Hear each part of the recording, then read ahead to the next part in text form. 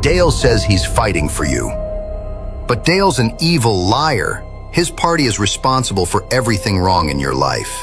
Your cost of living, your safety, your health, crime rates, the weather, all of it.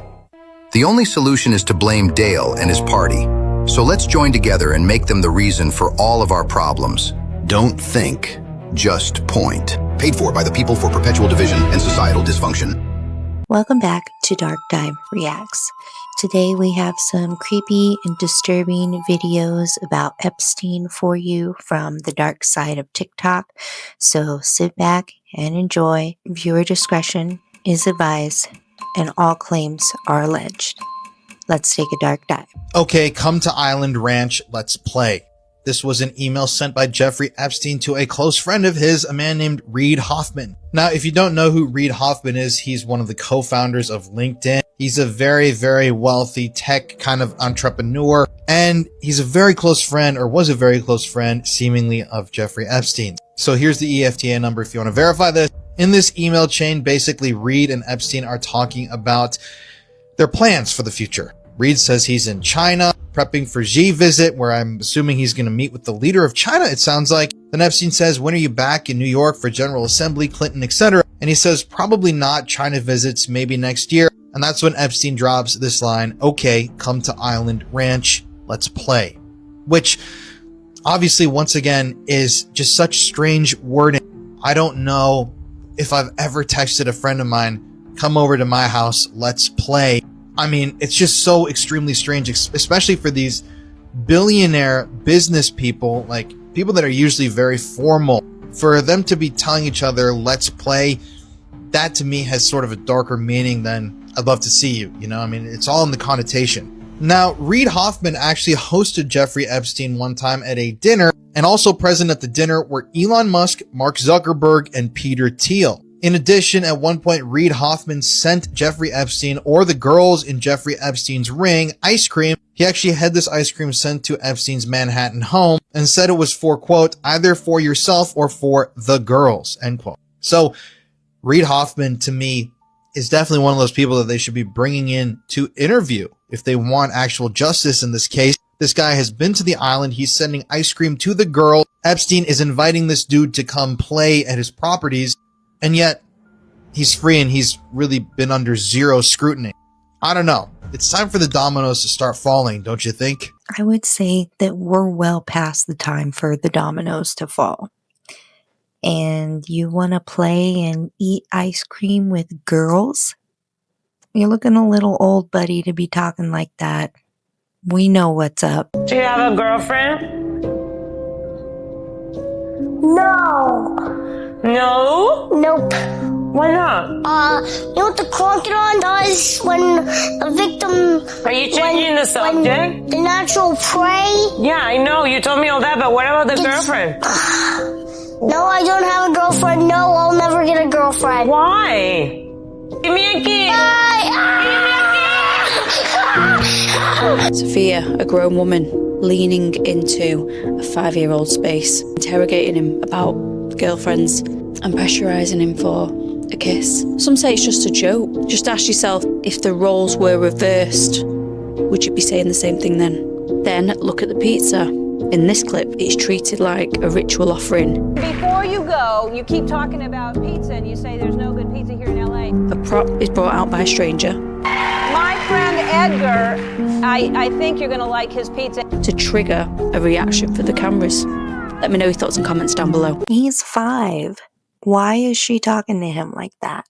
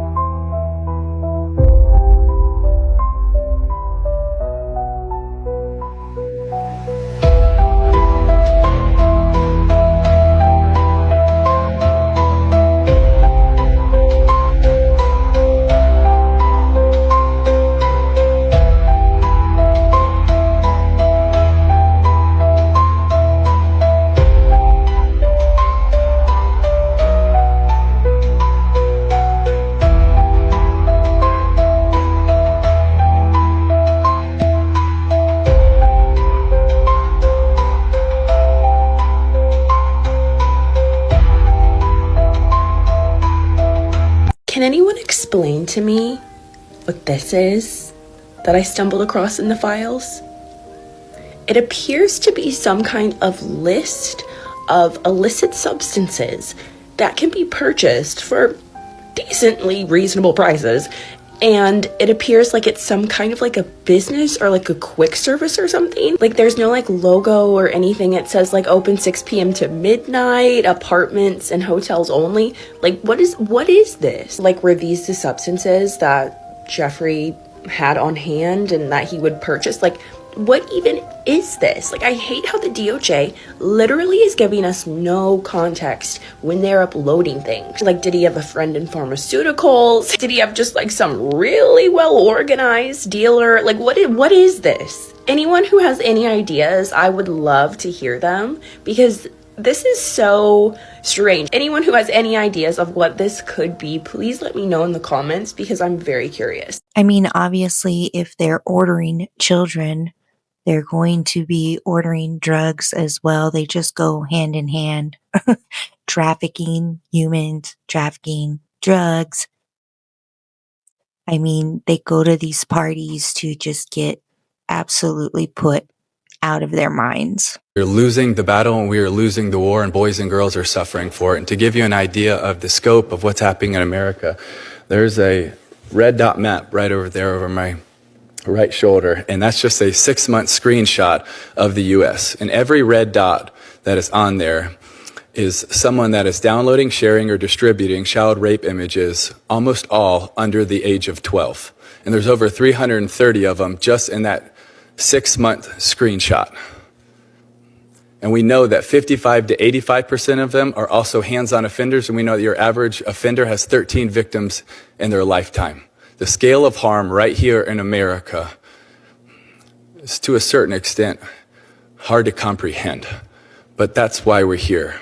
And when you knock down one of those doors, you also have no idea how many boys and girls you're going to find. From Operation Renewed Hope 1, one of the doors that was knocked down, when they went in and seized his computer, they found that he also had raped 30 other boys and girls in that neighborhood. So there's a lot of work to do. And Ranking Member Durman, you're right, we have to be able to act. A little over a year ago, I was at one of our protection centers, and a protection center has extra security because there's still a bounty and a price on these girls and young women's lives. And I was walking through the counseling rooms, and I walk up to one of the counseling rooms, and it's this beautiful couch, and it's got teddy bears and toys and children's books in it. And right behind the couch, there's a window. And right behind the window is the wall, and it's the edge of the protection center. I look up to the top of the wall, and it's the razor wire all the way around the top. And I'm just looking at this picture, and it's a surreal picture because inside, those girls are going to be cherished and loved and protected and cared for. But on the outside, they went through an earthly form of hell. And I'm standing there looking at this picture, and one of our team members comes and whispers in my ear as I'm looking at this picture. And he said, "Man, isn't it such a thin line between tortured and treasured?" And he was right. It is a thin line between tortured and treasured. And you are that thin line. And all of you are that thin line. But we have to have more people on that line, and we have to do a whole lot more, and we have to do it faster. Because every day we wait, they're suffering, they're crying, and I believe right now many of them are praying that we would respond. But how are we really going to respond? Because I ultimately also believe that this is what we're called to do. And what is calling me, and in my opinion, the best definition is that I highly recommend that you find Tim on all the platforms and follow him and then support him in any way. I just joined. I set up notifications and email so that I can get alerts about all of his updates, that his foundation is doing. He had every single one of those red dots is somebody's home that they could be busting the door down right now. He needs help, and it appears that Congress isn't giving him all the help that he needs right now, which just makes you wonder. At the Snoop Dogg concert with the girls. This is an email found in the Epstein files, and we need to talk about this. So here's the full email. You can see the EFTA number down in the bottom right corner. And the person who sent that message actually wasn't Jeffrey Epstein. It was a woman named Ariane de Rothschild. Now, yes, this woman is from the infamous Rothschild family, the center of many conspiracies, and she has said some really, really bizarre things throughout the files. She has referenced hunting, doing these weird hunting parties. She has said a lot of extremely gruesome and graphic things to Jeffrey Epstein. But I want us to focus on this one email because I haven't seen anyone talking about it. So down here, Ariane de Rothschild writes, happy birthday. Next year, where all's quiet, we celebrate together. And that was sent to Epstein. And here's where it starts to get strange. Epstein writes back, more importantly, we should celebrate your 51st in 2016, as I see that is how long the mess will take to clean. Sorry, no shortcut. I will help all I can. Then Ariane, I don't know how to say her name, Ariane says, find shortcuts. I'll get into the rhythm. It's just now an ice cold shower with tons of files. Doesn't make sense to me at all. Then Epstein comes in with this cryptic message, or think of it like a garden that needs lots of pruning, fertilizer, light, new plants, layout, very few shortcuts, first a plan, then clear away the brush, etc. And then to top it all off, Ariane writes back, want to know where I am? At the Snoop Dogg concert with the girls, Groovy Air before Davos. Now, Davos is where the World Economic Forum is held. It is a meeting of power brokers and billionaires and the world's elite that takes place every year. And I obviously found it to be almost tongue-in-cheek that that's where this Rothschild family member was heading. But I don't know who the girls are that she is referring to. Is she referring to her children? Is she referring to potentially victims of trafficking that Epstein told her to take with her on her travels? I don't really know. And that's because the DOJ/FBI gave us no information at all to corroborate or explain any of these messages or photos that we've seen within the files. However, I definitely think authorities need to bring this woman in for questioning because based on her messages alone, it seems like she knows a lot and she hasn't talked about any of it. I feel like they just gave us the files for fun.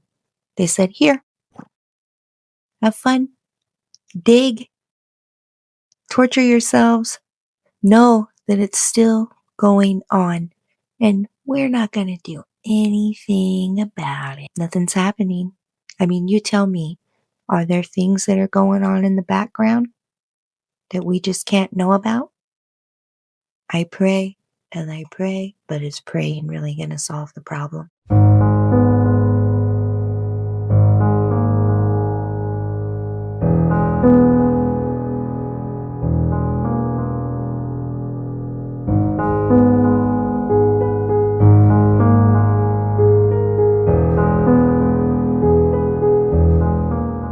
I think Katy Perry is one of the worst ones. Like, she rose so big, so fast, and it's because she plays their dirty little game. There's not too many photos out there that connect so many dots that it's almost hard to believe, but this one is at the top of my list. If you don't know, this is Dean Kamen, Jeffrey Epstein, and Richard Branson.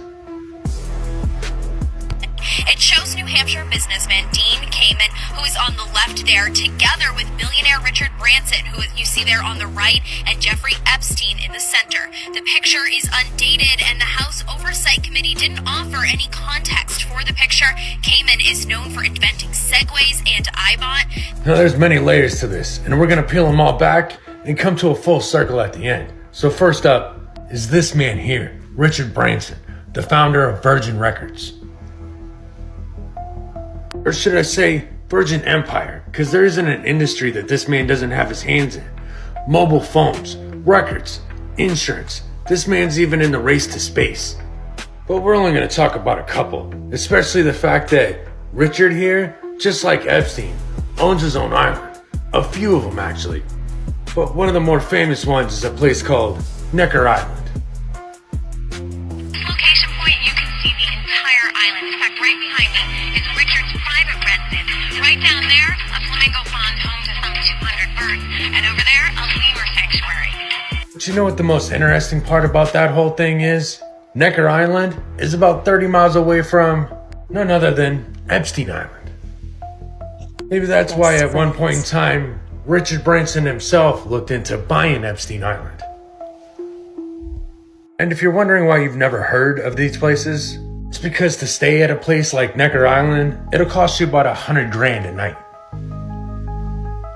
But you know who does get to go to Richard's Island? People like Keith Rainier of the self-help group Nexium. Him and his friend Allison Mack. who actually partied and threw seminars on Richard's Island. Seminars for this self-help group. Founder Keith Raniere and Smallville actress Allison Mack. NXIVM is an alleged barbaric secret society that branded victims with Raniere's initials and turned them into sex slaves. Now there was a puzzle piece within that whole thing that connected a lot of different things. And that was the fact that the Brofman family was a big part of NXIVM. This is Richard and Sarah Brofman. Now Sarah and her sister Claire are heiresses to the Seagram's fortune, which is a whole nother rabbit hole. But her and her sister get compared to this woman, Ghislaine Maxwell, because they live in the shadow of their fathers. Which, like I said, is another rabbit hole all on its own. But anyway, back to Richard Branson. See, him and Epstein aren't the only island boys. There's actually a third. This is fashion mogul Peter Nygaard, which some people say he's worse than Epstein and Richard Branson put together. Nygaard owns homes all over the world, including this huge estate in the Bahamas, where he's entertained Britain's Prince Andrew. Yes, that's the same British royal linked to the Jeffrey Epstein scandal. Like Epstein, Nygaard has a luxurious compound in the sun-kissed Caribbean. Prince Andrew, huh? That's interesting. Did you know that Richard was knighted by the royal family at one point in time? Yep, Sir Richard Branson. Funny how it keeps going back to the same people. Well, speaking of the same people, remember these two from the beginning, Dean and Richard? Well, they have a lot more in common than just Epstein. It's kind of weird. Even though Richard started in music and that sort of thing, he got this weird interest in women's umbilical cords for stem cell research and how to store them. Even started the world's first public bank to store umbilical cords. Now Dean Kamen, who's mostly known for inventing the Segway, is now really into lab-grown human organs. Yep, back in 2018, he jump-started the human organ manufacturing here in the US. So wait a second, stem cells and organ manufacturing? DNA, the baby-making ranch. It's almost like they were a team. Y'all stay safe. So when you're pregnant and you're going to your OBGYN, they start handing you out pamphlets or flyers for the umbilical cord banking. You can take the cord blood and store it and have the stem cells fresh just in case your baby ever needs them in the future, because God forbid they come up with some kind of genetic disorder or disease and they need those umbilical cord stem cells. It never ever occurred to me that, I mean, why would it, that they would be using it for ulterior motives? We just keep handing them our DNA. This umbilical cord. Take it. Take it. Oh, it's for us. It's for the benefit of us. Sure, take it. Please help us. Oh, but let me pay you. I think it was like $1,000 a year. It might be more than that. Okay. And then if you don't pay, you miss a payment, they chuck it out. And do you get your money back? Nope. And then the 23andMe. How many of you signed up for that so that you could know your heritage? I wanted to, but it was way out of my price range. If I would have had the money, I would have done it. And there could be another clone of me out there. Who knows? There might be one of all of us underground. There's just another one of us. Pretty crazy to think about. 800,000 it says. Every 68 seconds.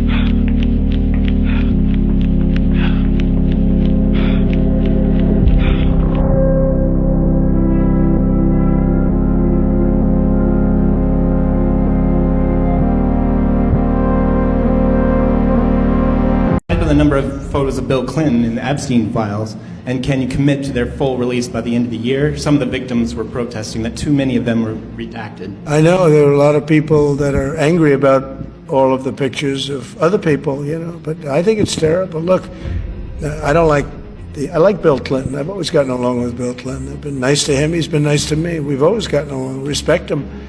I hate to see photos come out of him, but this is what the Democrats, mostly Democrats, and a couple of bad Republicans are asking for. But no, I don't like the pictures of Bill Clinton being shown. I don't like the pictures of other people being shown. I think it's a terrible thing.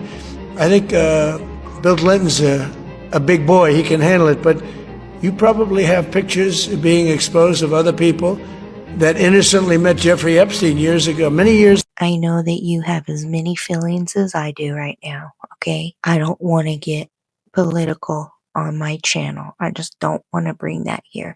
But it's really hard when we're trying to address the number one problem in the world right now, and that's missing children.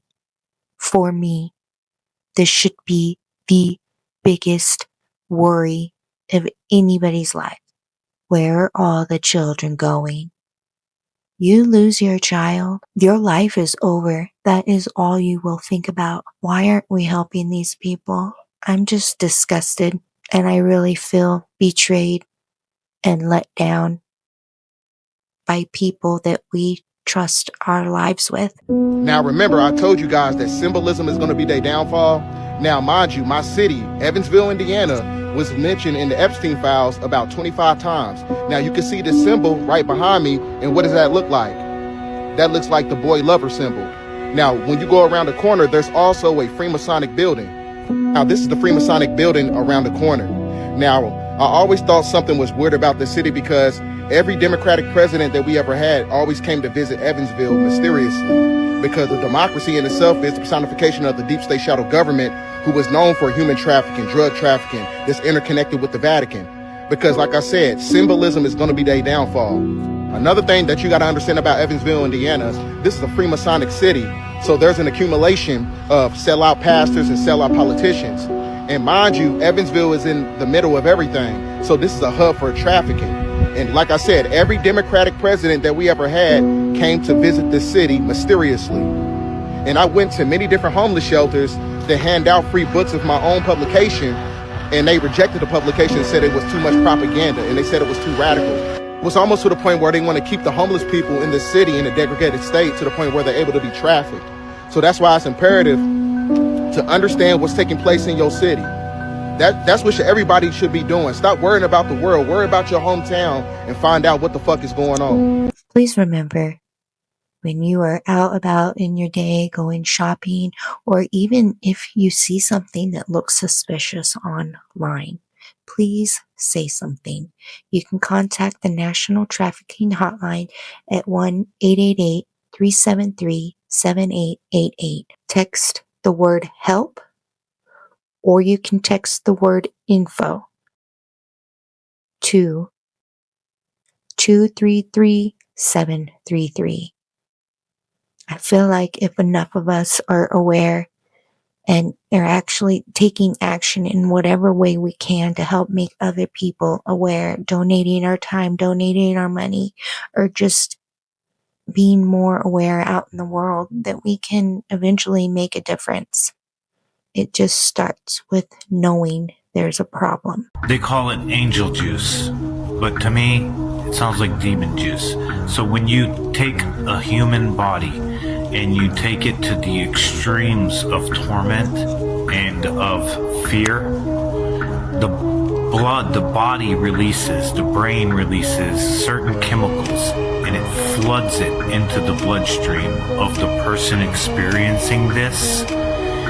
And then once they take the fluid from the person and they drink that, they call it angel's juice.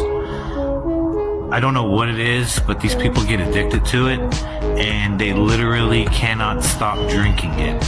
They love it, they become addicted to it, and they will do anything to get it.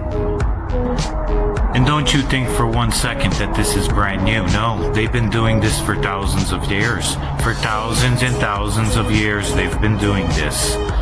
It's never stopped. These are the sons of darkness. These are the children of Satan. You remember when Jesus said that your father is the devil? Well, these are the ones he was talking about. There is no doubt that in my mind that they have been here for thousands of years and they've never stopped building for their father Satan. So they would be kind of black tie balls, if you ever saw Eyes Wide Shut, that kind of thing, except what they didn't show in the movie is the children that were brought in as party favors.